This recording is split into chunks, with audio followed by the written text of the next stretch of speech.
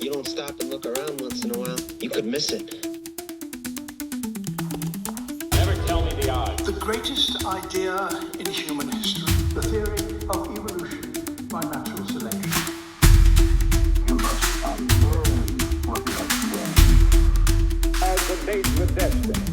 In order to be able to think, you have to risk being offensive. We're living in captivity, and it's time to break free.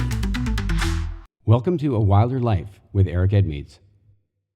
Welcome back to another episode of A Wilder Life. I'm your host, Eric Edmeades, and here we really serve to answer some important questions. One being, how is it possible that we live in the best times in the history of ever in so many ways? We live with such security, such certainty, such just incredible levels of safety, and that more people are unhealthy and suffering psychologically than ever before. And that, we believe, is all about evolutionary mismatch. And so I have gone out and found experts from around the world to help us address those things, improve our quality of life. And our guest today is no exception. It's Brian Keane. Brian Keane is an ultra endurance athlete, best-selling author, mental toughness coach. He's gone from the classroom where he was a primary school teacher to the Sahara Desert and the Arctic Circle to the global stage. So this isn't going to be just a conversation about health. This is going to be a conversation about, well, frankly, life itself. And so, Brian, I'm really, really thrilled to have you here. I'm looking forward to uncovering some things with you today. Absolute pleasure to be on, Eric. Thank you so much. I'm looking forward to the chat. So I have to start with this. It's probably the last place you're expecting to start. But the truth is, when I was a kid going through school, my biggest fantasy, really, like whenever I went to summer camps, I was always invited to be like a leader in training. And I was always given those. And I so admired camp counselors, teachers, and leaders and such. And I went through junior high school and high school kind of thinking, hey, I'd want to be a teacher if I had my way. And then as we got into grade 11 and 12, I started discovering exactly how we treat teachers and how we reward them. And I decided that maybe I'd go a different path, but you didn't. You did it. You were a primary school teacher. Tell me about that. I was. For 4.5 years, I was a primary school teacher. It was interesting because it feels like another life ago at this stage, but I went and did my undergraduate degree in what was a business studies degree at the time, and then a postgraduate over here to become a primary school teacher. And I walked into my first teaching job. I was in London, in the UK. There was a massive shortage of teachers. I had a hand selection pick of jobs. I was like, amazing. I've gone through college. I've got my degrees. I was about 30 minutes into my very first day of a year 3 classroom. So there was 37-year-old children in front of me. And I thought, I don't want to be a teacher. I had the realization quite early. It still took me 4 years before I was able to transition out fully. There was 2.5 years working as a teacher during the day and a personal trainer in a gym and in the park at nighttime and at weekends and at holidays to kind of build up a side hustle. And it got to a point where I started to actually make more money as a personal trainer than I was as a teacher. And I said, okay, this is the thing I need to go into full-time teaching. For me, although something I liked, I never loved. And it always felt like work. On Friday, I knew it was the weekend. On Sunday, I knew I was going back to work the next day. And getting into fitness and what was at the time a one-to-one personal training in the gym and outside, which has evolved now into online and multiple books and courses and programs, etc. But at the time, it was not believing I was getting paid to do fitness classes with people. That led me down to where I am today. So teaching was my introductory point. I would argue, and people still argue, that I still teach with my podcast, with my programs, that I'm still teaching just in a completely different area. So the skill set that served me there, I think serves me to this day. Well, I think so. I think it makes me a clearer communicator and breaking down typical and difficult ideas. Now it's just talking about longevity and biomechanics and getting stronger and building muscle and losing body fat and body composition and mindset versus compound fractions and, ancient Greece. Listen, I got to tell you, you might not have seen it this way, but it sounds like maybe you do. It's not simply that you were teaching, it's that you were teaching the most challenging age group to teach. If you can hold the attention of primary school students, you can hold the attention of politicians. But what I really mean is that in another part of my life, I do a lot of media consulting, training, teaching, speech writing, and helping people develop courses. And a big part of that is engagement. How do you get somebody who watches episode 1 of your podcast to watch episode 20? Or if you're speaking for 90 minutes on stage, how do you make sure that they're just as engaged at every minute? And one of the exercises that we give our students when we do that is to imagine teaching children. And it is amazing that once people recognize, once they embody the idea of teaching children, one of the things that's really, well, 2 things come out of it. One is they immediately soften and try to get engagement, where with the adults, they expect the engagement, right? So with kids, it's like, hey, kids, you need to pay attention. So I better be interesting, and then equally, there's ego suspension because you don't care about the judgment of the kids. Meanwhile, take that same teacher, put them in front of adults. And so I think that I would say that probably went a long way toward preparing you for being as engaging as you are, for being as effective as you are. That's my theory for you on the primary school teacher route. I think you could be right. It's interesting, Eric, because I wrote my first book, The Fitness Mindset, which released in 2017. One of the things I had been told, and I can't remember where I picked this up along the way, was always write to someone at a third grade level. If they can't understand at a third grade level, you're not going to hit the general population. And my first book was a general population book, The Fitness Mindset. Again, opened up so many doors for me. It sold more than 500,000 copies to date, and it's been incredible. I've never in a million years dreamed it would serve as many people as it has. But when I wrote that book, I had that in my mind because I was doing a master's in pedagogy when I was studying as a teacher, and it was the complete opposite. You're writing to academics, you're writing up, which is fine as well if that's your target audience. But somewhere along the lines, I picked up this nugget of gold from another teacher, I think, when they were talking about make sure that your third grade classroom understand what you're talking about. And I wrote that way. And actually, weirdly, for those that are listening, I put a lot of the success of the book down to the fact that you could pick it up as a 7 or 8-year-old and you mightn't grasp the concepts because you don't need to know about omega-3s and how they impact your, inflammatory response for losing weight. So yeah, it's really interesting that our paths always tend to lead us where we're supposed to be, I think. No question. But let's unpack that. I mean, you go from there to, okay, we're going to talk about the marathon to Saab, like the extreme sports thing. And you mentioned it just before we got started that you just recently climbed Kilimanjaro. So I want to talk a little bit about that relative to mental toughness. One of the things that I speak a lot about, that I've been in deep contemplation about for most of my adult life, is how it's possible that here we are living with total food security. We live with a level of certainty that no generations have ever had before. We live lifestyles that the average pharaoh didn't have. We live an incredible life, and yet we have more addiction and more suffering and more psychiatric therapy and frankly, more suicide than ever before. And I think some of that comes down to, frankly, not being tested enough in our lives. And so we become mentally weak. So a big part of what you've been working on, mindset and that kind of stuff, is, a direct link to the work that I've been doing. And one of the ways that you've anchored that in is by undertaking extreme sports. So let's touch on that. I mean, tell us a little bit about what drove you to want to do those things. And then I'd love to hear your experience of the Marathon des Sables. What led me into it was the fact that I had identified that I was quite mentally weak and that I needed to toughen up a little bit.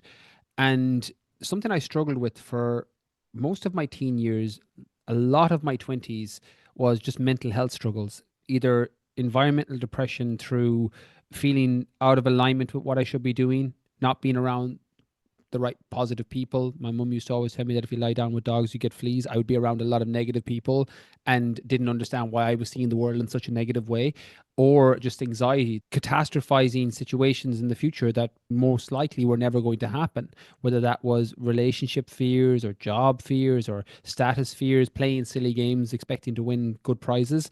And that was happening to me on repeat. And when I turned 30, I started to kind of question some of these narratives, question some of these stories as to how did I get here? Like, why I have on the outside what a lot of people would deem as success. I was making good money. I had a good physical physique because I was in the fitness industry. I was able to dedicate a lot of my time to training, nutrition, etc. I had a lot of nice people around me, good people around me, but I still felt really unfulfilled. And I went to an event in Amsterdam in Holland. It was a business mastery event. And I ran into this guy. His name is Tom Ott, and he just got an exit from Create Media Agency in Dubai, the biggest social media agency in the UAE. And he was telling me about this crazy run through the Sahara Desert. He was like, it's 6 back-to-back marathons through the Sahara. It's self-sufficient, so you carry all your food on your back. You need to have a venom pump within arm's reach at all times in case you get bitten by a snake. And they'll give you water at the checkpoints, but that's it. The rest of it is self-sufficient. And if you lose that water, it's gone. There's none until you get to the checkpoint the next day. So you literally hold on to it like your firstborn child. And I thought this guy was insane. Very cool, but I thought he was insane. Heard about Marathon des Sables. When I asked him what he did, because I was kind of into bodybuilding, CrossFit, I played a lot of sport. Gaelic football was my sport, one of the national sports in Ireland. So I was athletic and he was athletic, but it was a very, very lean and borderline thin athletic. But fitness people tend to go towards fitness people. I was like, oh, what do you do? He was like, oh, I run ultra marathons. And I was like, what's an ultra marathon? And he was like, well, it's anything over 26.2 miles. And I was like, oh my God. I was like, I don't even want to drive 26.2 miles. Don't mind to run that. So I just had him on this pedestal thinking he was incredible. And he is an incredible guy. But in terms of what he had done, and I went and missed the entire next speaker at the event. I thought more about the race and the challenge. And I said what my internal dialogue and story was for a long period of my life was, that's something other people do. I'm not a runner. I've never ran a marathon. I can't do that. Other people do that. That's not for me. And I forgot about it for about 3 or 4 months. This was April. And then in August of 2017, I was about to post up, and I don't remember, Eric, if you recall on Instagram, where it was all like quote based cards around 2017 and they would go viral and people would share them. And it was a really popular style of content on social. And I was putting up a generic quote about behind every fear is a person you want to be. And I sat in my car and I remembered the feeling of coming back from Holland going, you hypocrite. I was like, you're about to post this on social media and you have bottled out, or you have so much fear around this race in the Sahara. You can't tell people and start quoting about fear when you're not ready to approach this yourself. And I took a big, long, hard look at myself. I said, okay, that's it. I went home. I signed up for Marathon des Sables, paid in full. So there was no backing out. And I was like, okay, this is it. I'm going to do it. And what happened then was the next day at training, I'll never forget this. This made it into one of my books, I think, Rewire Your Mindset, that I went to run on a treadmill. And I had never ran more than 5K maybe in my life, maybe 10K to max. I was a sports person, sprints, etc. And I said, okay, I'm going to do 3 kilometers on the treadmill at the end of my workout. I put the treadmill to 21 kilometers per hour, which anyone that's ever put a treadmill to 21 kilometers per hour, you're setting yourself up for YouTube virality sensation, because that is way too fast to be running on a treadmill for most people. But I had no concept of what was fast or slow. So I went 2 kilometers or 2 incline and 21 kilometers per hour. And I nearly went flying off the treadmill. And I stayed on it and kept going and nearly got sick at the end of the 3 kilometers. And I went back to the dressing room. And this was August of 2017. Marathon des Sables was April 2018. And I thought to myself, 6 back-to-back marathons in the Sahara Desert is 250 kilometers. I feel sick after 3. How am I going to manage another 247 kilometers? Thankfully, I shook myself off. I got showered, and then I applied a principle I had been using as a coach for a very long period of time with fat loss and weight loss. And that's what's called the pyramid of prioritization. What's the big rock, the big mover, the big thing you have to focus on in order to hit this goal that you have? And for me, it was, well, there's 6 back-to-back marathons. I've never ran a marathon. So I need to figure out how to run a marathon first. So I signed up to the Dubai Marathon in January 2018. I put everything in geared and focused towards that, ran that, and then long story short, April 2018, completed Marathon des Sables, which was my first of those endurance challenges. I did the Arctic the year later. I did a 100-mile ultramarathon the year after. I've done several different challenges. I just got back from Kilimanjaro in November. I brought a group of my followers to the highest peak in Africa, something you know a lot about in terms of the Hazda tribe. And I went down that path and rode because it was something that I felt I needed to physically challenge myself. I got very comfortable. I was financially secure. I was physically secure in terms of I had no underlying health issues, and I felt I was getting really soft. And Marathon des Sables and the Sahara started to pull me as a challenge to see what I could actually physically do. And when I completed that, and it's still the only race to this day that I didn't know if I was going to finish it until I crossed the finish line. I ran out of food in the Sahara. So the last day I had to do the last marathon with scraps from other runners because they were giving me food because I was starving. I had no idea what amount of food I had to bring to run 6 marathons in 6 days across the Sahara Desert. That was so foreign to me. And I'll never forget, on the 3rd day, again, the difference between modernity and, modern life in terms of what it was like in ancestral times. One of the things I love about Kilimanjaro, Arctic, Sahara is you're staying outside, you're camping outside, you're reconnecting with nature, but nature can sometimes be a very vicious mistress. And on the third night, there was a snowstorm or a sandstorm. So in the Sahara, you get what's called, they're basically mini tornado hurricanes, very, very small, but Yep. they're full of sand. And the race organizers came around. It was nighttime, so it was about 8 p.m. and it was pitch black. It's freezing cold in the Sahara at nighttime. And they came around at about 8 p.m. and they're like, everyone, warning, there's a sandstorm coming. So I had no idea what this meant.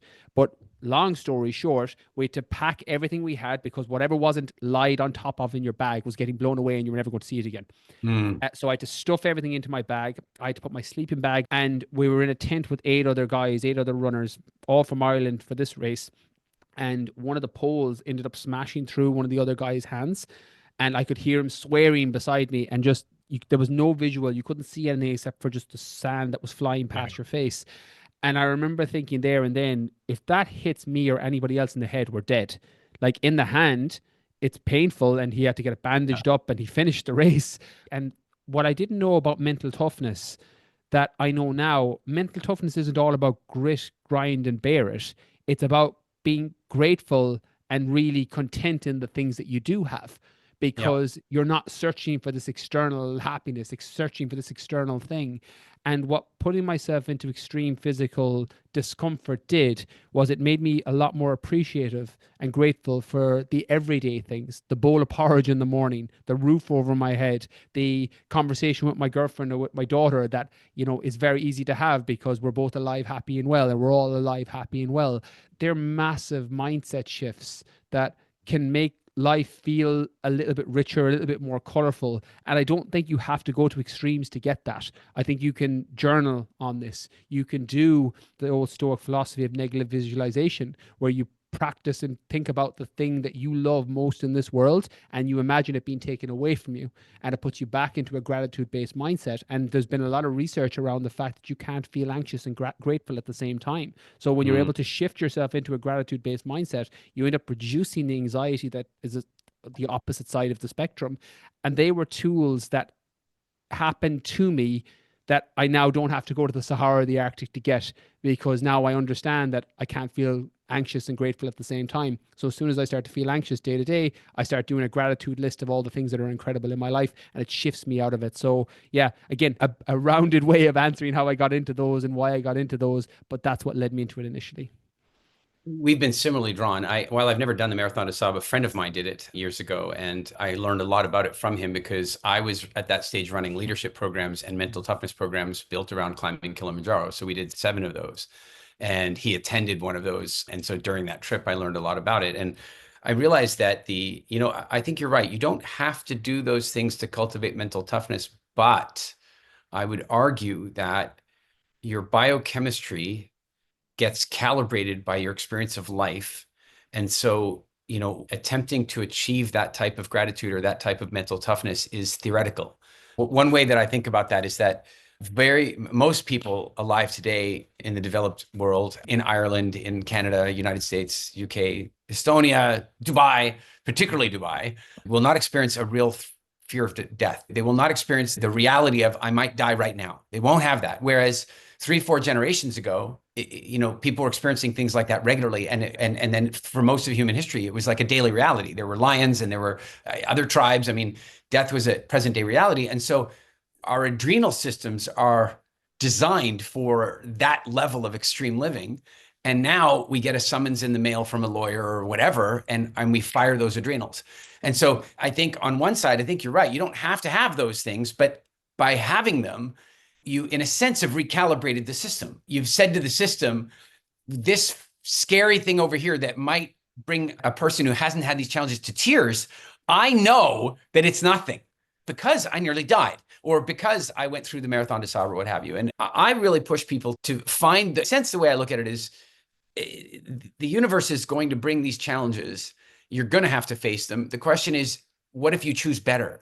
If you choose better challenges to strengthen you, like from a gym trainer perspective, let's say you have to develop a certain level of muscular fitness. One way is the universe could make you work on the streets and laying asphalt and working in minus 20-degree weather, and you're going to build muscles. Or you could go to the gym, and you could do it in a controlled environment. And that's maybe a clumsy metaphor, but I'm kind of suggesting that undertaking Kilimanjaro, undertaking Marathon des Sables, that kind of stuff is that choice. And I'm so glad you and I had this conversation today, because here's a personal story. So as I mentioned, I've done Kilimanjaro 7 times, and 6 of those times were me leading an expedition specifically designed around communication, leadership, and mental toughness. And the last time I did it, I swore I would never do it again. Under no circumstance. I mean, you've done it once. Do you want to do it again? No, but then when the dust settles, you're kind of like, yeah, I'd do it again. But I can tell you that after the 7th time, it takes a lot longer for the dust to settle. Like you're going, why do I keep doing this to myself? Because that last day is, generally speaking, that last day for many people will be one of the hardest days of their life. In fact, Peter, when he did the Marathon des Sables, he goes, the Marathon des Sables was tough, but I'm not sure that it was any tougher than the last day of Kilimanjaro. I agree completely. There you go. So you can see I'm here with Kirsty, my fiance, and we summited the mountain, and that was the 7th time. Not for me. It was her first time. I said, I'm not ever doing this again. One of my clients, a big Fortune 500 company, they're like, we want to do leadership training with our people, and we think that you should take them up Kilimanjaro. And I'm like, I am not doing that. The universe is like, Eric, you need to go again. Yeah, but I'm like, I'm not doing that. She's like, you're not doing that. But then I started thinking exactly the thoughts you were just thinking is, what is the me that's on the other side of the fear of that I'm holding back?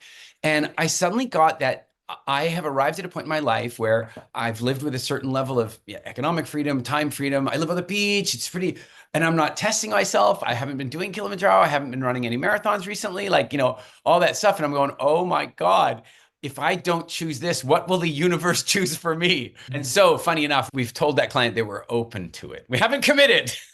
But it very much fits with what you were saying, is that I think that, yes, we can achieve mental toughness and self-leadership without these things, but somehow there's something about taking on the tough stuff that, in a very real sense, recalibrates our neurotransmitters and I think makes the rest of life easier. I love that, Eric. And I think Kilimanjaro, as someone that's done several of these, and I'm bringing a group to Everest Base Camp next year, so it'll be interesting to do a comparison on those two. But Kilimanjaro is one of those very interesting ones, because the peak intensity, i.e. the last day, like you mentioned, is as hard as anything I've ever done. Yeah. But the difficulty as a whole with good training is manageable for a lot of people. And again, that's not to underplay the difficulty. It's not an easy expedition. It's not an easy thing to do.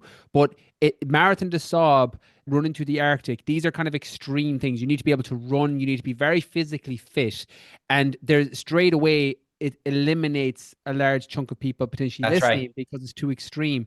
What I love about Kilimanjaro, like you mentioned, is the peak difficulty is very hard. That peak night is as difficult as anything I've done. That last window up to, I can't remember the name, the point, Stella Point, Stella Point. Up to you went to Stella, yeah. 4 a.m. It's very physically challenging, demanding. You're exhausted, but it's very character building.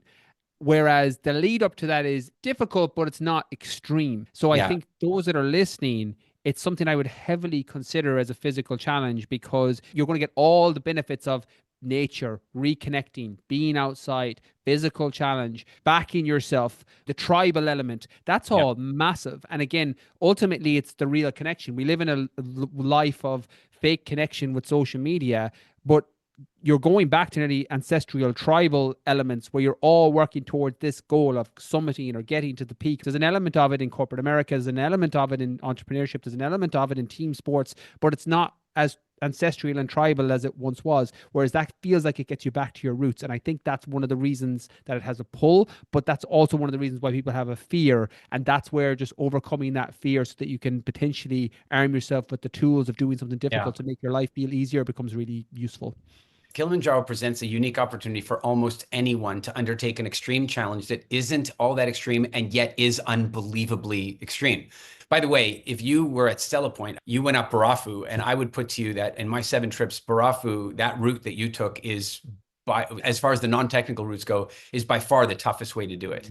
I've typically done most of the routes that take you through Gilman's Point, which means it's the one thing that's tougher about that is that you get to Gilman's Point and you still have to walk another hour to get to Stella.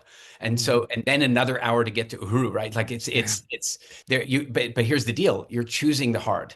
There's a variety of different hards and you're choosing them. And I tell you, you know that feeling when you're coming down and the oxygen starts returning and you feel like you've had like 4 Starbucks and a shot of MDMA or something. Like you're suddenly like a god. But that feeling also stays for a long, long time because you've overcome something really difficult. And I think that, one of the things I think a lot about is rite of passage. That's something that's largely been lost. There used to be some really specific processes that children went through to transition into adulthood. I mean, I wouldn't recommend the Maasai version. I don't know if you bumped into that while you were there, but circumcision after 16 years old. I'm gonna take a pass on that one. Yeah, me too. I'll do Stella Point again, but that'll work better. A few times. At the same time, while that's pretty extreme, the idea that children need to mark that transition through something challenging, in the Jewish faith, of course, you've got the bar mitzvah, bat mitzvah tradition, and I admire that a great deal. And I think that if kids had more of that these days, I think we'd see a lot less of the Kevin fiasco crap on social media, the entitlement and some of that stuff that's going on. I think especially for men, and again, I can't speak because I have a daughter, but I think it naturally happens with women. So my daughter's 10, going to be 10 the end of this month. And in the next year or two, she's going to have her period. So one of the conversations I had with her was if I got her like a period box for when that happens so that she knows that like these are all the things you're going to need. It's got a hot water bottle. It's got pads, tampons, different things that she'd potentially use. And so she's not fearful of it. And sometimes there's a little bit of a rite of passage for women because it's inbuilt in their physiology, whereas men can bypass that completely. Yes. And you have a lot of adult boys because there was no rite of passage, no point where something really difficult happened. And unfortunately, some of the challenges are the ones that choose them. Death of a parent, death of someone really close to them. It's something extreme where people have to grow up fast. And yes, having the mental toughness tools to be able to move through the challenges that choose you or the universe has chosen for you is important. But I think particularly with men, and I've been thinking a lot about this, Eric, I'm curious to hear your kind of viewpoint on it. It's something that I know me personally, I went through my whole 20s without anything that was rite of passage just because of, cultural, society, the way things are now. And I think it's definitely one of those modernity problems that I think was done a lot better in historical past ancestral times compared to where it is now. Sometimes you have to hit your 30s before you challenge yourself and you end up getting this default rite of passage because you now feel like you're a man for whatever reason. You become a father or you do an extreme challenge or you have a death to somebody really close to you. Something around you forces you to level up as opposed to these rites of passage that happened when we were 16 or 18 or even before in a lot of cultures. Yeah, I think this is a very big issue. And one of the arguments that I would make against waiting for life to present those things to you, a matter of fact, 2 arguments that I would present is that often that's too late. And what I mean is that the years of productivity and the years of emotional maturity that are lost by waiting until something hits you in your 30s is tragic, in my opinion. And then equally, you're ill-equipped to deal with it. And, I would say that for many generations, going off and doing, say, mandatory military service, or even in the old world of going to university, those things themselves are a bit of a rite of passage. But now, many campuses, I can't speak to Ireland, but, many campuses, say in Canada, are such coddled, protected spaces where the children are not going through a rite of passage. They're going through a continuation of the protective parenting sphere and coming out the other side still fragile. I would say that I was, depending on your perspective, both lucky and unlucky to go through several very powerful rites of passage processes when I was a kid. I grew up in a house with alcoholism and abuse, and that was difficult. My father recovered from those things and became an outstanding man in my life. That doesn't change the difficulties that I faced as a very young boy that were unbelievably severe, but taught me young that if it was to be, it was up to me, that I was actually responsible for my own survival. And then in another gift from my father, he sent me to an incredibly intensive boarding school called St. John's School of Alberta. It was unlike anything that you could regularly imagine, except the closest thing might be a really intense military school. Our winter sports program at 13 was to snowshoe 26 miles. You've done a marathon, but if you've done a marathon in minus 30-degree weather with a pair of snowshoes on, it's another thing. And at 13, by the way. And then at grade 10, it was 35 miles. In grade 11 or grade 9, it was 35 miles, grade 10, 11, and 12. At the end of our graduating year of grade 9, we did a 900-mile canoe trip through northern Canada. And interestingly enough, mimicked a rite of passage process from the old days of the settlers coming into Canada. We actually did this process where you get sort of knighted by a bough branch and you take a shot of rum. But in the meantime, you've paddled hundreds of miles to be there. And I would argue that then later in my life, when the next rites of passage arose, I was able to take on bigger things. And one great example is at 25, I was offered the chance to move to Europe and open the European headquarters for the American company I worked for. I was 25. That did not seem shocking to me when I was 25. I was just following opportunity. At 55, I look back and go, what the Sigma, as they say. 25, I look at the average 25-year-old, I'm concerned about sending them across the street to buy the groceries. And off I went. I would argue that the stuff that I went through as a kid set me up for the later challenges. And I think you're absolutely right. These days, they're waiting, many times they're waiting for it to happen to them. And I think that's a bit of a tragedy. Or worse, they're reacting to it. They're not waiting for it and just have to react to it. And that's a more difficult place to be in. Yeah. And by the way, so interesting. I think we're going a different direction than either of us really intended, but I want to go there anyway. What we're seeing, I don't know if you've read the book, The Coddling of the American Mind. The Coddling of the American Mind, outstanding book. And so, at least for me, it was. I'm looking at the generations that are out there today and the type of fights that they're picking, the type of protests that they want to go to and the type of fights they're picking. And these days, for example, there are a lot of people who pick fights around political correctness and so on. A joke of it is that the people that are most offended by some of this supposedly incorrect stuff are not the affected class. So you've got these coddled students that are protesting you wearing a sombrero because you're culturally appropriating. Meanwhile, ask the people in Nogales, Mexico, if they like you wearing a sombrero. They're like, yeah, we love it. We love the celebration of our culture. And by the way, you bought it from us and we love that too. Why is it that we see these fights being picked? And I think that deep inside there is a desire to fight, a desire to mark your growing up and your independence and your desire to rebel. And since they haven't been, in many cases, given really useful things to rebel against, they're just rebelling against, I don't know how to put it, but light or even sometimes nonsensical things and not taking on the real challenges that they need to be taken on. That's beautifully said. I couldn't agree more. I think it's interesting because, and again, I'm a focus group of one here, but when I started to experience these physical challenges, for me, Brian Keane, the person, the man, a lot of these political correctness, for the lack of a better expression, or things that seem nonsensical to me now that possibly weren't nonsensical a decade ago, just started to kind of wither away because you end up focusing on you focus on the people around you, you focus on the things that are within your control in a meaningful way. And it's not to say some of these movements aren't beneficial. There's definitely some merit to them in terms of which ones we're talking about. But ultimately, and it's a cliche, but it's true, that change comes from you and how you show up in the world way of being than preaching or shouting at somebody. Be the person you want to be. I think it's a Mandela quote or somebody similar in terms of who, you want to see in the world. Be the change you want to see in the world. And I think there's so much wisdom to that because it's so simple but profound in its execution that instead of shouting at people in social media, you see people fighting back and forth about silly things, literally about things that do not matter. Yeah. And I think, as you mentioned, there's this deep yearning for meaning. There's this deep yearning to be seen, be heard, leave a mark on the world that's in people.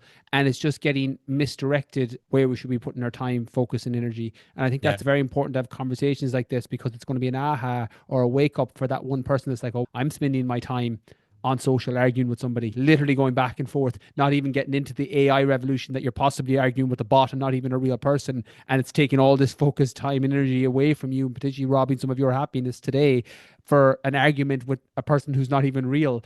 And you need that wake up call every once in a while, and putting yourself into extreme physical difficulty by choice or a challenge that you're choosing tends to fix all these problems automatically. It's a weird superpower where everything else just gets wiped away because you're like, well, that doesn't matter. That's not important. Stop. And just all of that happens. So to come back to what you mentioned earlier, I don't think you can get that without physically putting yourself into, you have the thesis on the idea on why you're being silly and communicating and arguing with these people and focusing on things that are irrelevant. Whereas if you just went out and did something very physically difficult that made you getting back in tune with yourself and a tribal or ancestral version of you going down your generations potentially, all that will just go away nearly automatically from my experience. Focus group of one.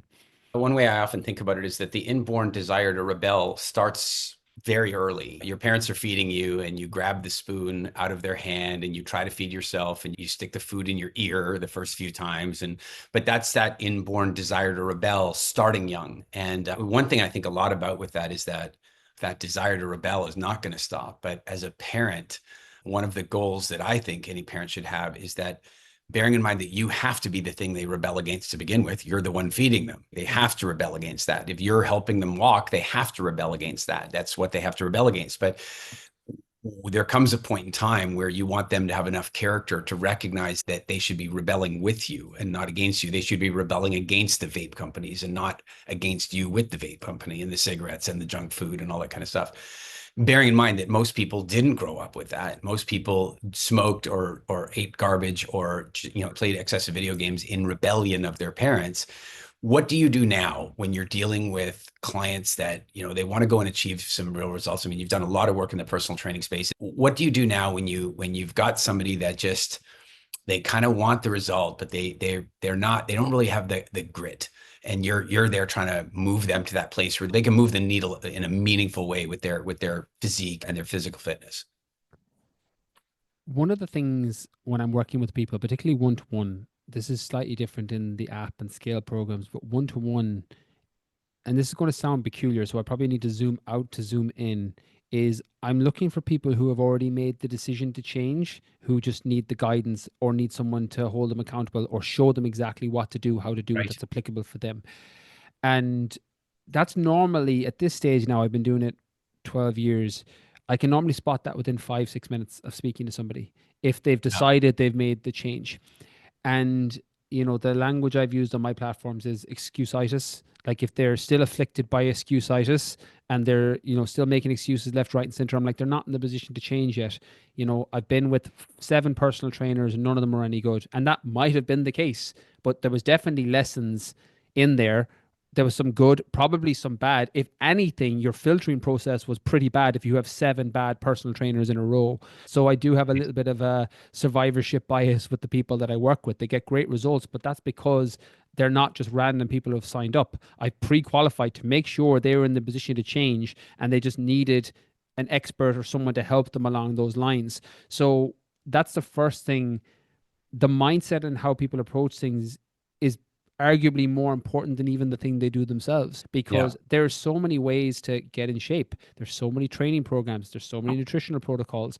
Are you just looking to lose weight? Do you want to build muscle? Are you trying to get fitter? Are you trying to get stronger? Are you trying to improve longevity? Are you trying to balance out several goals at once? There's lots of different things you can do. And that's where your experts come in. That's where your coaches come in. But you have to know yourself, well, what's the target I'm trying to hit? What am I looking to do? And why do I not hit it? Why can't I do this? And sometimes it's just outsourcing accountability. That's what coaches are. You're outsourcing your accountability. You're outsourcing your knowledge. You're outsourcing, I won't say the discipline and the grit, because grit is so relative. Because I talk about, it was in the first book, The Fitness Mindset, the one I talked about writing for a 3rd grader, about making the right automatic food choice. I personally, at age 37, nearly 38, I make the right automatic food choice. I've been doing it for years. I know what foods work for my body. I don't eat McDonald's. I don't eat Burger King. I don't eat fast food. I like a drink on occasion, an alcoholic drink, but I don't binge drink anymore. I like chocolate, but I don't eat 10 bars anymore. I'll have a bar if I want it because I have a sweet craving for that evening, etc. So I have a lot of balance and harmony. But that took me years to get to that point where it became automatic. So what looks really difficult on the outside, and it looks like I'm really disciplined or I'm gritting it out from the outside, is actually very easy for me because it's habitual. I've made it a habit and it's an automatic choice over time. So it's very important when people think about grit for exercise or nutrition. What does that mean? Because who are you applying to say they have mental toughness, they have discipline, they have grit? Because it might be actually very easy for them. Going to the gym isn't hard for me. I love working out. I've been working out all my life ever since I played sport. I've been in a gym for 23 years, working out regularly. That's not difficult for me. It's part of my routine. I do it now more for my mental health, my longevity, etc. So that's not difficult. I actually struggle with rest days. I hate taking a rest day. I love being moving around a lot. I'm very high energy. I have ADHD that literally has been years of meditation and journaling and a whole host of different experiences working with professionals to get under control and turn into a superpower. So I move a lot and have a lot of hyperactivity energy that I have to keep balanced. So I don't struggle with that. I struggle with resting. So everyone's problem isn't a problem to somebody else. And you need to figure out where's your starting point now. What do you find easy that other people find difficult? And what do you find difficult that other people find easy? When you've drawn up that list, you're going to get coaches or listen to experts who can potentially help you with the things you find difficult. That's all it is, really. So to get in shape, it's not about the grit. It's about doing the right things consistently more often than not and figuring out what do I need to do based on my goal or my target, and can I do this by myself because it's something I'm naturally curious about or something I have a lot of interest in that I can apply, or do I need a coach? Do I need a professional? Do I need an expert? That's really where the secret sauce comes in terms of the questioning. So yeah, I'm with you. And I think there's a little bit of a target market question there. Like if you've arrived at a place where, you've created a brand and a level of recognition where people know that you create results. And so if they want results, they're going to go to you. My question actually stems a little bit more, or my thought process stemmed a little bit more about the people who aren't yet committed to that change. And that's a tough thing. One of the reasons I think it's so tough is that our modern lifestyles are so contradictory to our instincts and to our bodies. So, for example, none of our ancestors ever exercised. They never needed executive function to decide to go and lift some shit. They didn't have that. And equally, they never had to go on a diet. They never had to not eat a chocolate bar. They never had to practice any willpower. They never needed any of those things. And so it's no wonder that people today struggle, because those are not human traits. If you leave it to your instinct, if you leave it to your body, you'll be lazy and eat garbage. If you bring consciousness to the story, then something else gets created. It sounds like what you've done is an outstanding job of bringing that consciousness to bear, establishing gates, establishing standards, neurology, habits that lock in. Where I've been really focused on is the average person will go on 2 diets a year throughout their whole adult life and stick to each one for about 7 days. My big mystery is, how do we get that to stop? How do we get them to actually change permanently? And so I've done that very successfully around food. I mean, when we launched our WildFit company, it was a hobby, and now, probably 150,000 people around the world have gone through the program. It's been really good. But I have to say that in my life, I've been good about that with exercise, but not nearly as solid. I'll out myself that I am sprints and starts. I have excusitis. I mean, look, after all, I'm flying all the time. Brian, come on. I was in Dubai last week. Now I'm flying home. I got to go to LA in a few days. I mean, what am I supposed to excuse? But what's crazy is when I'm not full of excuses, and I wasn't, by the way, on my way back from Dubai, I went to the front section where they've got a bar there, and I did some stretches, I did some push-ups. I'm 14 hours on this plane, I got to move my body. But I have to say that it does require grit for me still. Whereas with food, it doesn't require any grit at all. The habits are established. My thought for you is, my question for you is, you transitioned through that. What would you say to me? Hey, listen, how do you move from the working out when you're feeling motivated, when things are good, to working out on the days when you really needed it, which is the days you didn't want to?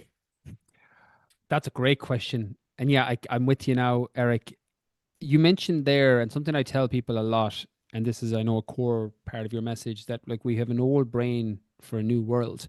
Yeah. And that's a very important anchor point for fitness and health. Because you need to see, well, what's the target I'm trying to hit? Lose weight, build muscle, get stronger, live longer, get faster, whatever your goal is. You have to set the target. You can't hit a target you can't see. And then after that, I generally find it comes down to one of two things. If we're using exercise and movement, it's either what's your why or what do you enjoy? What's exercise that feels like play? It's one of those two questions. And sometimes it's a deeper why. If I said, Eric, right, you're moving your body, you're doing an exercise plan. Why are you doing an exercise plan?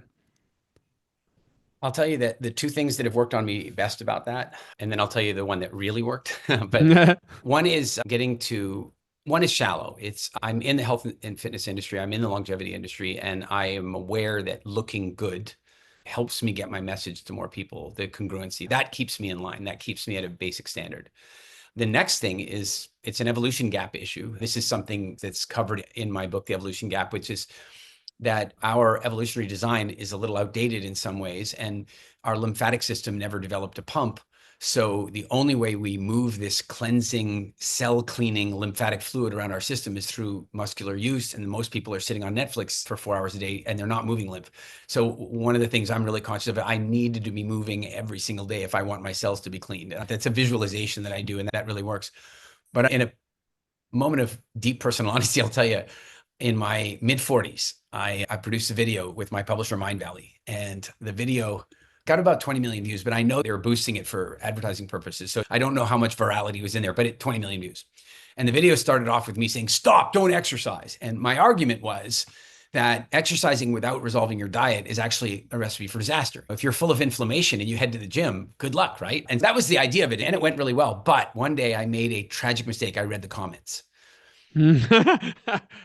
Terrible thing to do. I have an idea where it's going, and I'm curious to hear the specifics. But just for anyone listening, if you have 3 million, I've shared the story on the podcast before, so I'll just say it real quickly. And just the short version is that some kid, some anonymous kid wrote, I don't know why this guy's talking all about health and fitness. He doesn't look so fit to me.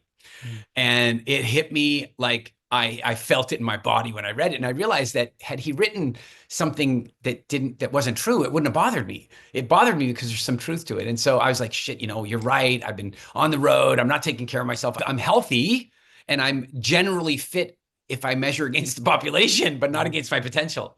And so I was like, all right, I'm going to go back to push-ups in the morning, like I used to do in the old days, when I was doing martial arts and stuff, knuckle ups, 50, no problem. I went down to do, I really struggled to get the fifth one out. I mean, 5. I was heartbroken. I was like, what happened to me?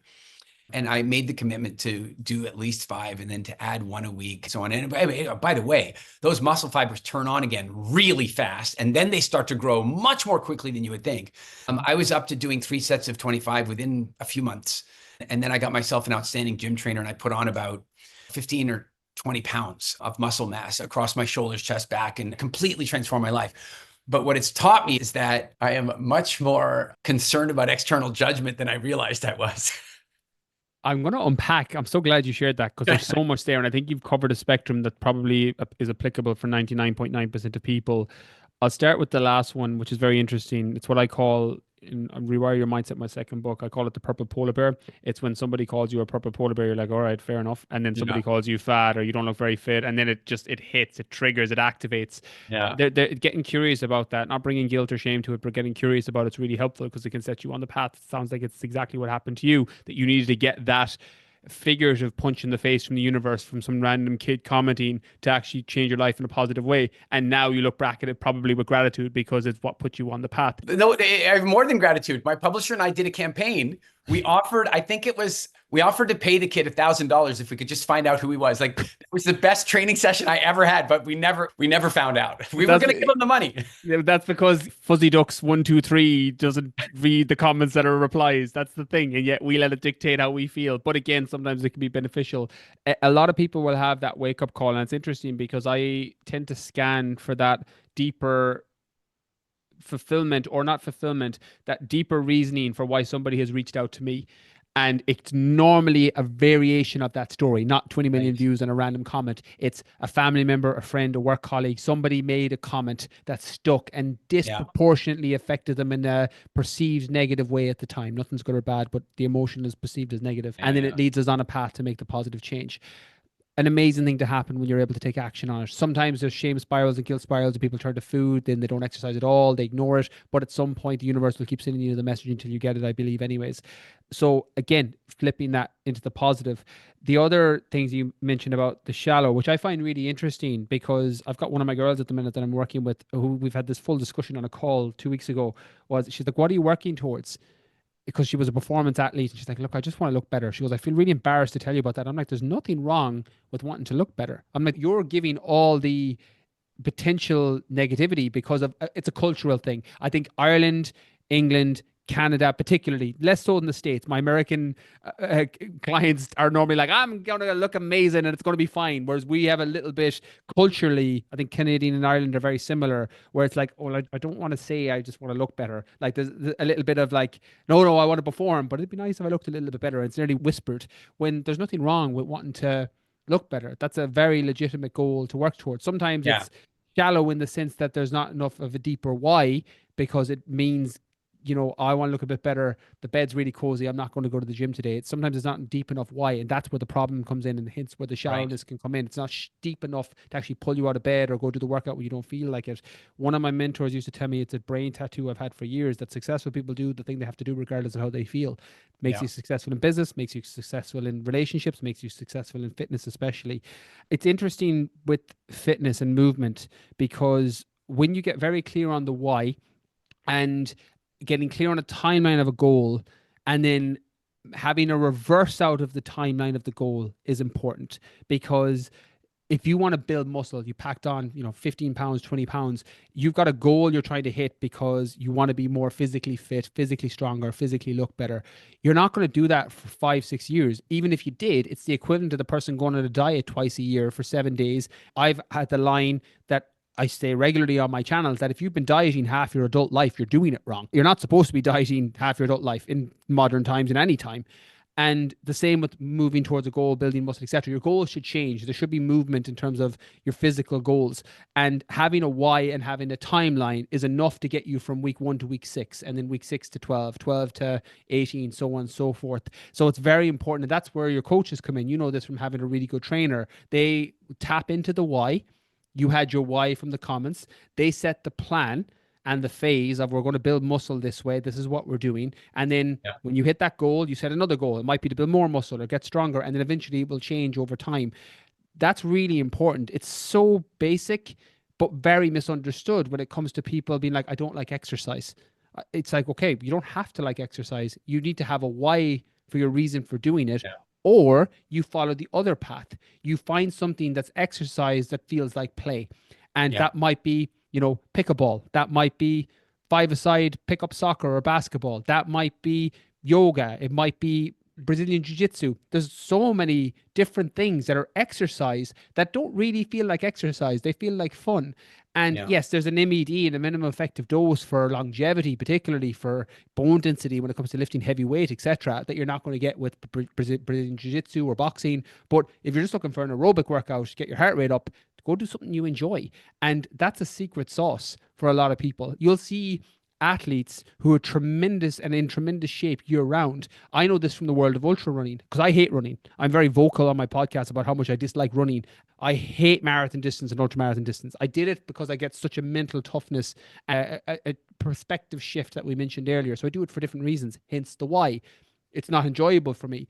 But there's other people who their run is their escape. It's their escape from work, their escape from life. They love it. So it's not difficult for them. So if you're someone that's listening to this and you're struggling with exercise, either find a why as to why you're doing it and potentially work with someone who can pull that out and set the plan for you, or find something that you enjoy that doesn't feel like exercise. You do one of those two things, you're going to set yourself up generally for the short term, but especially for the long term. When we're working with people in food psychology in our company, WildFit, we talk about these two very powerful perspectives. One we call a success tableau, and that is that thing out in the future that if you can engage with it emotionally powerfully enough, it will pull you through. And, it's very much like what you said. It might be something that somebody said at one point or an image they have. One of the most powerful ones I ever heard was from a guy in his mid-40s or so. And he said, I'm already finding it difficult to get up off the floor when I'm sitting on the floor. And he says, but the image that I'm holding in my head right now is that I can play with my grandchildren on the floor and then I can get up without having to ask anybody for help. And that is my why right there.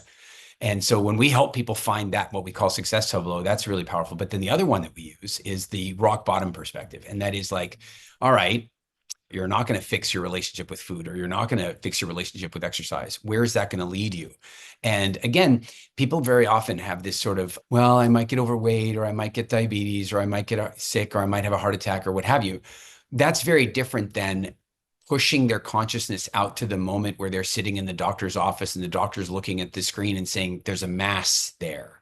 And in that moment, that person's willing to do anything to change that moment, but it's too late. So what we like to do is time travel out to that moment and experience it.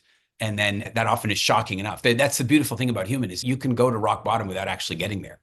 Yeah, it's the evolutionary trade-off and catch-22 for sure in terms of the prefrontal cortex or your mind's eye and your ability to forward project into the future and see life if you keep living this way, or what you need to do to change it. Is also the thing that drives anxiety, hence the evolutionary trade-off. As you know, that same mechanism that allows you to predict the future of your perfect life is also the thing that allows you to catastrophize and go into worst case scenarios of day-to-day things that may or may not ever happen. It's very interesting. It reminds me, Eric, when I was in teaching college, I remember I struggled with mathematics. Ironically, I was a very good maths teacher because I struggled with maths when I was even in primary and elementary school. And I was a very good maths teacher because it was something I struggled with. And I remember asking my maths professor when I was in teaching college about, what's I can't remember the exact question, but it was something along the lines of, what's the thing I need to know about math? And he gave me a line that I've never forgot. And it was, the most important math you'll ever learn in your life is to calculate the cost of your current decisions based on your future position or future life or future goals. And I remember at the time I was 22 and I kind of got it, but it didn't quite land at me. I understood what he meant, but it didn't really hit. Ironically, it was one of the reasons I left teaching in the end. Was I'm like, the future costs of my current decisions aren't supporting me. And that translates into food, into movement. What's the future cost of my current decisions? And it's a really good question to ask yourself, because it comes into relationships, your business, your health, your longevity. And sometimes the answer is really good. You're really happy with what you come back with. But in a lot of times, similar to you in time traveling to the future, you're not so happy with the trajectory or the path you're on. But beautifully, as you mentioned, as human beings, we can course correct. My mom used to always tell me that I'm not a tree. I can move anytime I want. And that's a really good philosophy to take through. I was on a very deep dive sort of retreat process at one point, and I kept having this when I was having some challenges. I was in the early stages of going through a divorce and some of the realities of that and having to make tough decisions about stuff. And in the middle of this deep meditation, I kept getting this billboard in front of me, and it just flashed in front of me, and it said, "Do you like yourself?" I had to start answering that question, do I like myself? And in a very real sense, that question is that math that you're talking about, because the do you like yourself is, well, what that means is, on the whole, is the way I'm behaving and the way I'm treating people, the way I'm taking care of myself, reflecting for a future that I'm going to appreciate and enjoy, because if not, you're not going to like yourself very much. It was a profound moment for me, and it governs me to this day. That like you mentioned earlier, that if somebody is shamed, for example, the response to shaming might be to go and eat, might be to go and try and distract themselves. What I would argue is that there are no bad emotions. There are just a series of life coaches called emotion. And the ones that we like the most, like joy and ecstasy and cheerfulness and happiness and love, they do teach us some stuff, but they're like the softer parent, that's like, oh, you're such a good little boy, you're good emotions, right? But it's the other parent, it's the tougher parent, that it's the shame, the regret, the embarrassment, those emotions. They're there to tell you something. They're there to change you. And what unfortunately happens these days, and it goes right back to where you and I started, is without resilience, if you're coddled, then your response to shame or embarrassment or something would be to go away from it, to drug it away with Netflix or drugs or food or something. When shame hits you, what should be happening is a deeper dive into the shame. Like, shit, that was shameful that I did that. I wish I hadn't done that, but I did. And so now what do I do about that so I never do it again? You're going to find, one day you're going to wake up and go, I don't like myself. But on the other hand, you did one thing. Maybe you felt it wasn't appropriate. Shame kicks in. Now you're evaluating that. You're going, I never want to do that again. And one of the best ways to make sure I never do that again is to go to the person that I did it to, or the people that were affected, and say, I am sorry. This is how sorry I am. I'm sorry because I can feel your pain, and your pain is more significant to me than my pain. And I think right now, again, full circle to our earlier conversation on resilience and toughness, is that people respond to bad emotions with food. They respond to bad emotions with stimulants, caffeine or drugs, Netflixing it. And that's as you said it earlier, we have this old brain in modern time, and maybe it needs a little better training. I love that, Eric, and I agree completely. One of my mantras, anytime I was moving through difficult things, death of loved ones, breakups, etc., was pain is your path to freedom. And you need to be able to tap into those perceived negative emotions because they, as you mentioned, are some of your greatest teachers. And the whole process of non-attachment is probably a better phrase because you mentioned meditation there with the billboard, which is very interesting because what happened to me several years ago was when my daughter was born. I was 27 and I wasn't very happy with the person I was becoming. And my last decade of decision making has been ran through the filter, am I becoming a man that I'd be happy for my daughter to end up with? And that makes decisions a lot easier for me. And that Yep. weirdly isn't just romantic. It's how I show up physically. It's Yep. how I show up in business. It's how I show up in life. So I think having some form of guiding light or question that you turn back to, whether it's, do I like me? Is this someone I would want, someone I love to end up with? They're questions that can recalibrate and redirect shame and guilt, loneliness, regret. These are all emotions, and it's interesting because they show up in different shapes and forms. For me, I'm very biased because it's occupationally shows up around people binging on food or over exercising. That I tend to find it in both scenarios where people are doing excessive exercise Yeah. and then it goes down, which is just as dangerous as potentially overeating in terms of the all-cause mortality and the increased level of cortisol stress and your body just breaking down with your immune system, sex drive, etc. From my experience comes down to the negative attachment label to shame and guilt that I shouldn't Mhm. feel this. This is uncomfortable. And a reframe on that is that pain is your path to freedom and that I need to approach this in a non-judgmental way. I always picture it like, you know, the Pixar movie Inside Out with all the Yep. characters, Yep. sadness, joy, etc. Like anthropomorphization of your emotions and just putting a label of physically looking at these and saying that they're not bad. I read Tara Brach's book, Radical Acceptance, years ago, where she talks about inviting Mara to tea. It's a Buddhist philosophy of inviting all the perceived negative emotions to be part of you and accept them for what they are. What you resist persists, what you accept dissolves.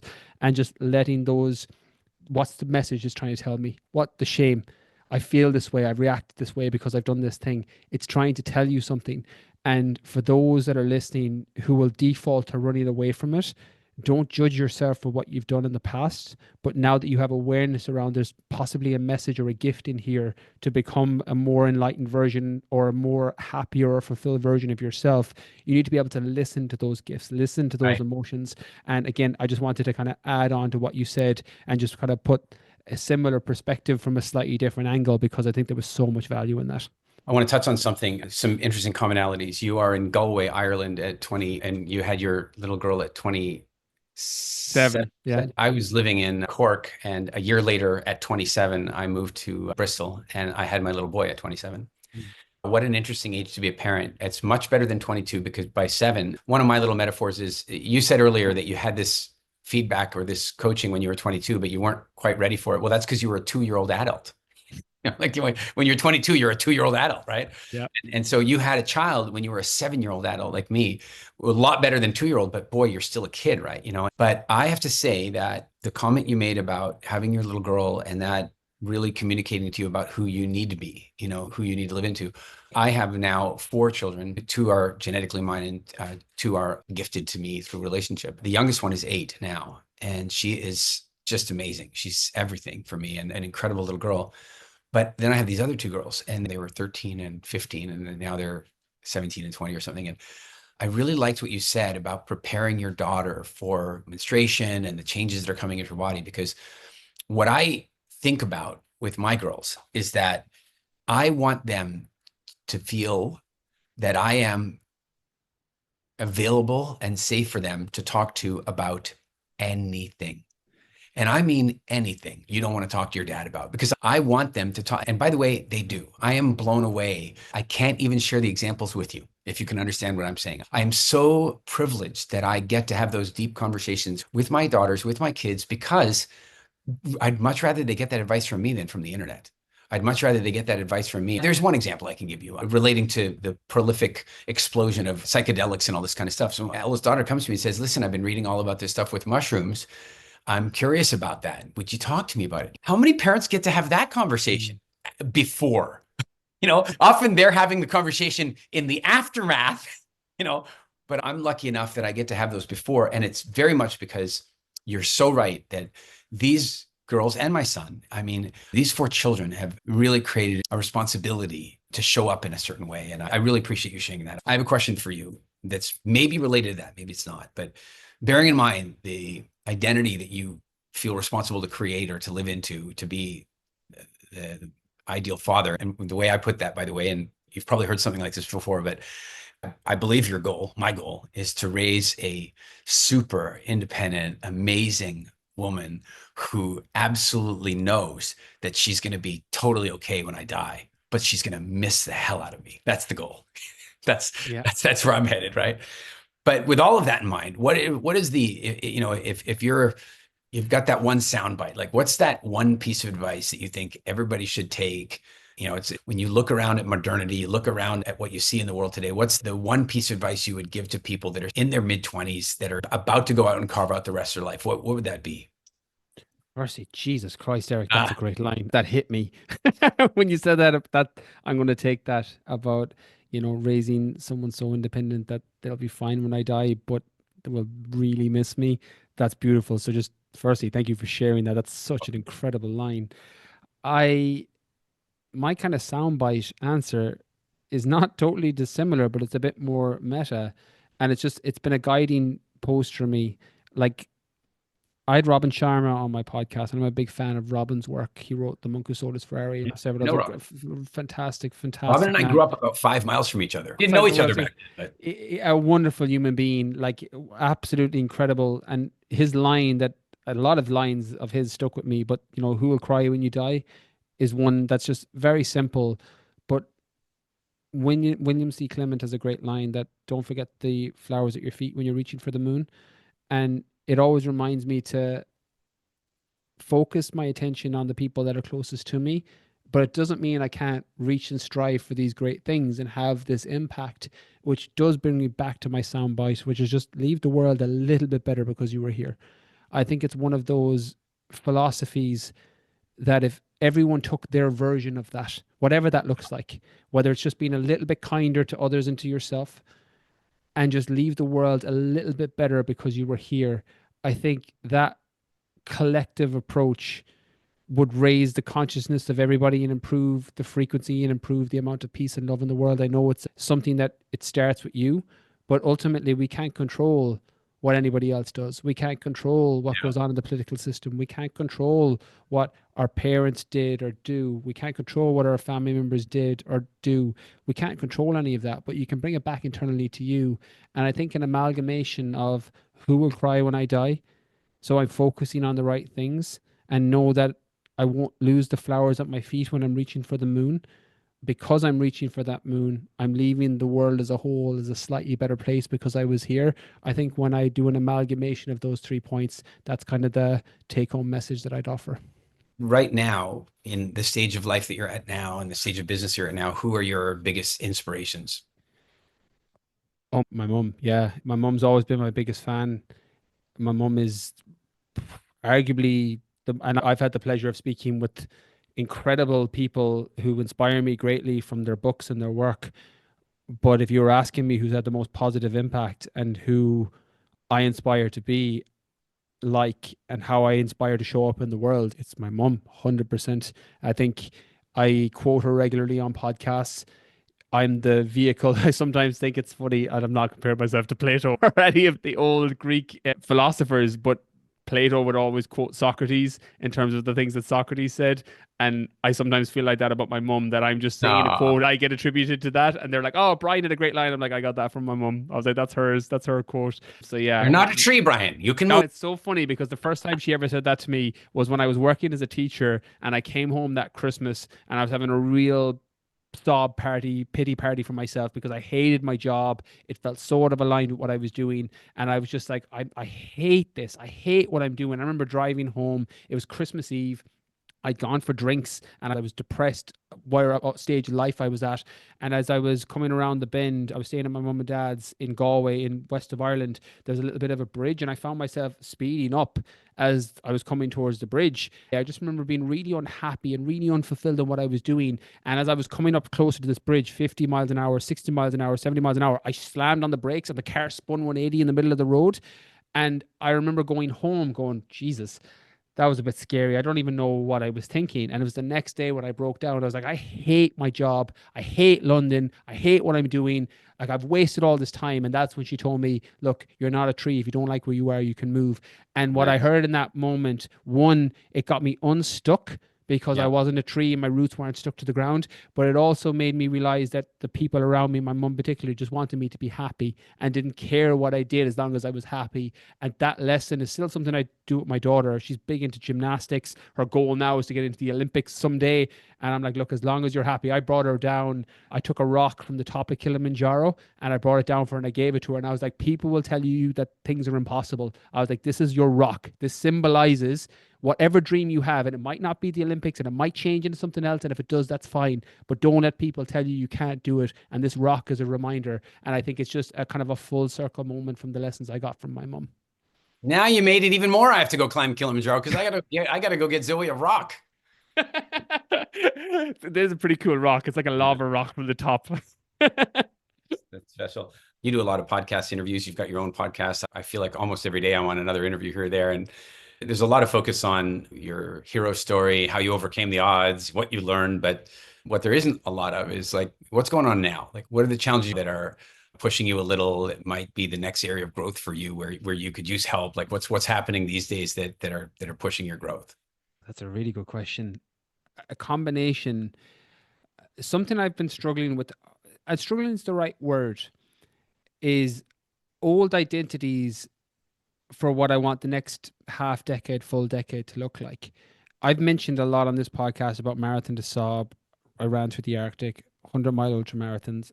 There's something that are starting to shift away from my identity, something that an older version of me did, because when I ran through the Sahara, I came back and felt like it was a different person coming back. Yeah.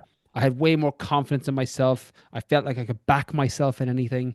When I went to the Arctic, I tore my Achilles 86 kilometers from the end, and I strapped it up so tight that I couldn't feel my ankle for 86K, and I finished it. So I came back from the Arctic with a completely different relationship to pain, that my physical body was much more capable and was able to do way more than I gave it credit for. When I did the 100-mile ultra marathon in Vegas in Nevada, it was 26 and a half hours, 100 miles straight through. I had sore knees after it, but I got no personal growth. I was like, well, my knees are a bit sore and my hips are a bit sore, but I'm good. And something happened after the 100-miler, Eric, that has been an old identity story that I've been a couple of years trying to rewrite. My instinct and my default was, okay, I should do 200 miles now. And it was just go bigger. And it's the same instinct that drives addiction. And that was it. I chasing the dragon. I felt like I was chasing the dragon. Yeah. And I had to take a hard look at myself. And it's interesting because had COVID not came, this was a month before the entire lockdown. Had COVID not came, I possibly would have went and just did a 200-miler. Because, you know, the universe hit me COVID. And again, I'm not belittling that a lot of people died during that period of time. A lot of people got sick, loved ones. So I'm not minimizing it at all. But from my personal viewpoint, it came in a identity shifting time in my life where I was literally just going to keep doing the same thing, in the definition of insanity, doing the same thing over and over and expecting a different result. So over the last few years, I've been trying to find my sweet spot. And instead of doing things that I know aren't making me physically better, because the thing is with ultra marathons, they're incredible, but they're very taxing and demanding on your body. Very, very, like, I still have my Achilles tore in the Arctic. It still bothers me when I do a 5 or a 10K. Like, it's fine and I can rehab it and stuff, but it still bothers me. So it wasn't something that fixed itself and then went away. Kilimanjaro last year was slightly different for me because that was my first time ever bringing a group of my followers with me. That's a thing, hey? And that now is the new identity shift. I talked about Everest Base Camp next year. It's how can I, community, tribal, ancestral, how can I bring people together? How can I do more things that are connected? I had Johan Hari on my podcast a few times. He wrote Lost Connections amongst other books. Johan, we're friends now. I love Johan. Wonderful human being from the UK. And his book Lost Connections, when I read it first, had such an impact on me because, you know, it speaks about the misunderstood causes of anxiety and depression, that we just have this lack of connection in this digitally connected world where there's no physical touch with other human beings, no physical connection with other human beings, or if there is, it's minimal or surface level. Yeah. And so shifting the identity away from Brian Keane, who does these crazy extreme challenges, to a Brian Keane who brings like-minded people together so that they can do their version of the Sahara, their version of the Arctic, their version of a mental toughness challenge. And I'm the facilitator. I won't say it's a struggle, but when you're going from any sort of change in your personality or any sort of change, there's always difficulties because it's new, because anything that's new is by nature going to be difficult because you don't know the path of prerequisites for success. Making that swap. Yeah, I think it's a fabulous evolution. If I think about what it was like, the difference between climbing Kilimanjaro and then deciding to take people up, I wasn't doing it like, hey, let's just go climb together. I was doing it like, I've created a structure. There's a educational process. I'm going to teach 7 layers of mental toughness, communication techniques, and leadership. And I'm going to be responsible to this process for 2 weeks because, of course, we're doing the mountain and then we're going on doing safari and unpacking everything we've learned. When you're climbing Kilimanjaro, you are in it with them. It's the closest thing you're going to get to going and battling it out in the trenches. You know, so there's a really powerful evolution because now your leadership is you're responsible for other people. And frankly, what I did, and when I stopped doing it, was I didn't replace it with something. I realized that I was doing, well, I'll just do double or I'll go do Everest. I contemplated doing Everest until I looked at the statistics and realized I was a parent. But then I went the other way and I didn't replace it. And, you know, this last year, a buddy of mine, Bruce Music, just one of my truly, you know, best friends in the world, amazing guy. And I told him I wanted to go to Namibia. I'd never been. And, you know, I'm from South Africa and I wanted to go. And he said, oh, I'll go with you, but only if we go on dirt bikes. And I'm like, I've never been on a dirt bike. And he goes, I'll teach you. So I have a lesson on a big, powerful dirt bike here in the Dominican Republic. And then off to Namibia we go. And we're doing like 200, 300, 400-kilometer days. I've never been on a dirt bike before, riding in dry riverbeds. There are elephants around us. I broke 2 ribs, I broke a hand, but I had the time of my life. And I would do it again in a heartbeat. It was amazing. So I think, yeah, we have to be careful to avoid the I'm escalating just for the sake of escalation, or I'm done and I don't need this anymore. And it's got to be somewhere in the middle, I think. 100%. And again, regular self-awareness. I love that because the drive doesn't go away. It's just, where do I channel the energy now? Yeah. All right. Listen, Brian, it's been a real treat. You know, I always try not to project anything on what an interview may or may not be like based on people's socials and so forth. And, you know, on the surface, you've done great work moving people toward fitness and really achieving their fitness goals. But one could be tempted to think we're going to have an interview about gym ratting and CrossFit. This has been a lot deeper, a lot more entertaining, a lot more valuable. I really appreciate the time. I hope we stay connected. How do people make sure that they stay connected with you? Thanks so much, Eric. Yeah, I'm on all the channels. I do a lot of fitness content on Instagram and the socials, particularly just because it's the introductory point when people are struggling with things. The podcast tends to go a lot deeper. The Brian Keane podcast. Eric, if you're up for it, I'd love to have you on at some point. I think we'd have a great conversation. It's these deeper conversations where we're able to unpack things that are holding someone back, whether it's the narrative or the story they tell themselves, the stuff we discussed today, or relationships or business or fitness. So the Brian Keane podcast, if you want to go deeper, if you're just looking for some fitness stuff to move more and potentially find something you enjoy, I'm documenting at the minute. I change it up every single day because I get really bored otherwise. And the whole idea around that is, look, there's lots of different ways to move your body. There's lots of different ways to exercise. Play around with these workouts or the things that give you curiosity. I'd like to give that a go, and then find a plan or a program or a coach who can help you unpack that more or do it yourself. And again, it's just about shifting people's frequencies by getting them to move more in terms of the ancestral style, you know, the evolutionary gap, as you talk about. I can cover the movement side. I have a natural gift for that because it's something I love to do and I like to mix it up a lot. So if people are struggling with that, maybe check out that series on Instagram as well. That sounds good. We'll make sure to put all the comments in the show notes. Once again, thanks so much for being on the show. Hey, everybody. I hope this has been as enjoyable and enlightening as it has been for me. This is the Wilder Life Podcast. And again, the whole object here is to examine the odd circumstances of life at the moment, that we are so protected and we're so safe and we're so secure, and somehow we seem to be suffering a whole lot. So if you have been called by anything that's discussed in this episode to feel some inspiration, or if anybody's name popped into your head that thought, you know what, they could benefit from this, make sure you share, like, subscribe, comment, all the various things you can do on the various channels you see these things on. Thanks so much for being here for another episode of A Wilder Life. I'm Eric Edmeades, your host, and I'll see you on the next one. I hope you've enjoyed this episode of A Wilder Life. Please leave a review and share it.